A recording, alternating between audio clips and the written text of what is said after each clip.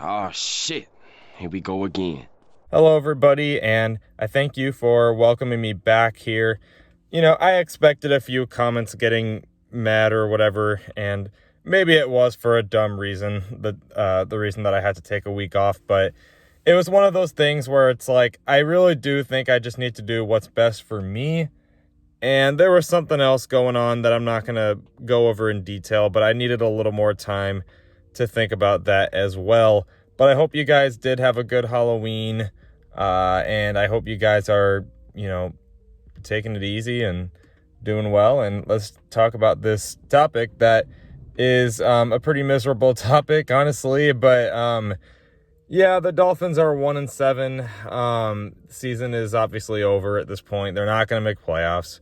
Even if they win out, they'd only be, I believe, 10-7. That's honestly at this point probably not going to get you in the playoffs. I mean, the AFC is not very good, but do you actually expect the Dolphins to win out and go 10-7? Like, I definitely don't. So, what do you do from here? Like, what's the plan for 2022? There's really three options.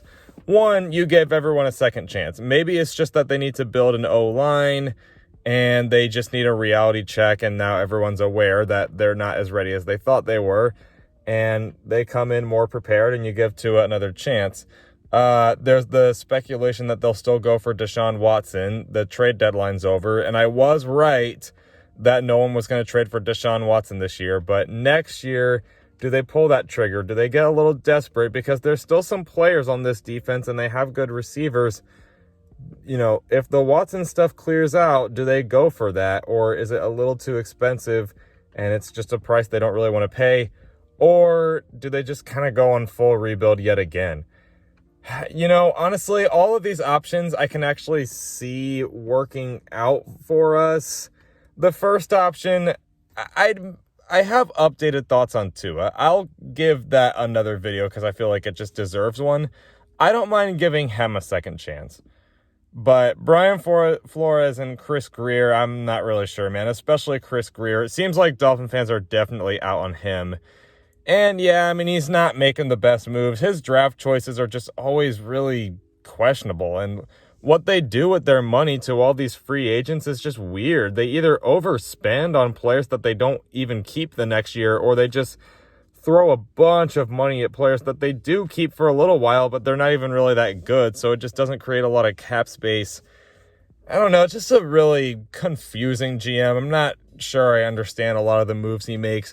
And Brian Flores, I did like Brian Flores, and I like him as a defensive mind. If they kept him as defensive coordinator and got a different head coach that's offensive minded, I guess I wouldn't mind that. But yeah, as a head coach, unfortunately, I think it is time for Brian Flores to go, because most of the blame does need to be shifted on him, because this was kind of his job to construct the roster the way that he wants the roster to be constructed, because he is the head coach after all.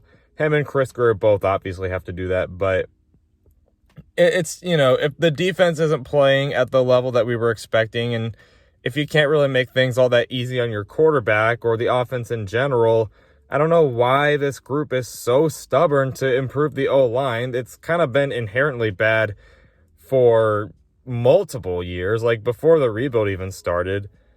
I don't know why they just won't fix the O-line. That would honestly fix a lot of issues, but whatever, I guess. But yeah, those two guys, yeah, you probably give up on.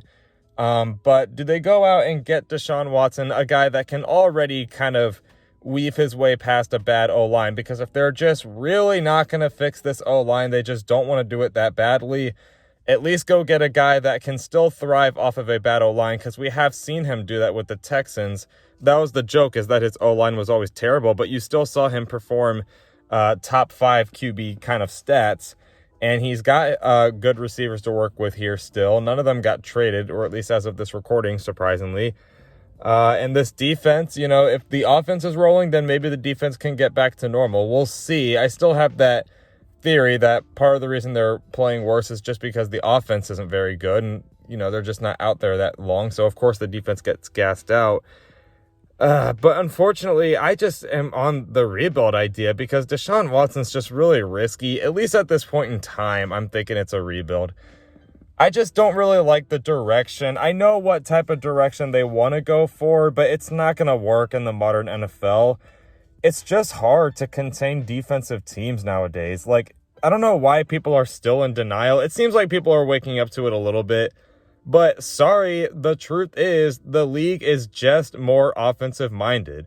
And I don't want to go on a defensive route because you can be a good defensive team, but it doesn't get you very far. Like, even the elite defenses like the 2018 Bears and like Saxonville, they didn't go that far. They only lasted like a season.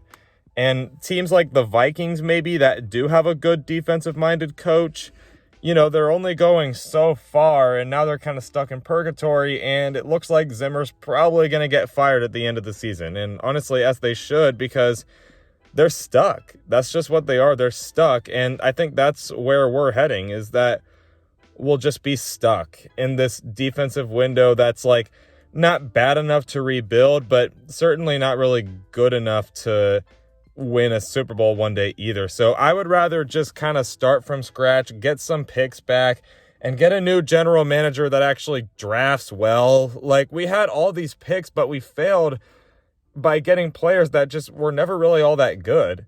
So I would just restart, get some new faces in the building that know more what they're doing. Deshaun Watson, if he wasn't as expensive and risky as he was, I maybe would have said to go with that. But yeah, man, the Texans raised their asking price and all this legal stuff. It just makes it too risky. I'd kind of rather just start from scratch. Like, the only player I think you should keep is Mike Gesicki, but I think that should also be a separate video.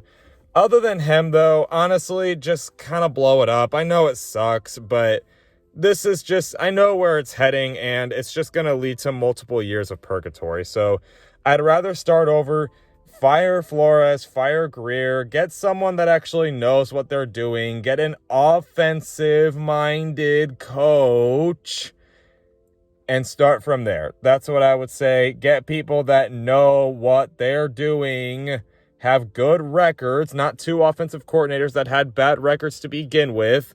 That's always going to go down as one of the weirdest offensive hirings ever, honestly, at this point. Get people that know what they're doing. I know no one wants to go through this rebuild, but it's kind of the only way to avoid purgatory. So let me know what you guys think in the comments below. I know it's a pretty sucky time to be a Dolphin fan, but we'll get through it. And eventually, it will be a good day to be a Dolphins fan. It's just, unfortunately, you got to wait, but good things come to those who wait. But let me know what you guys think in the comments below. And until next time, fins up.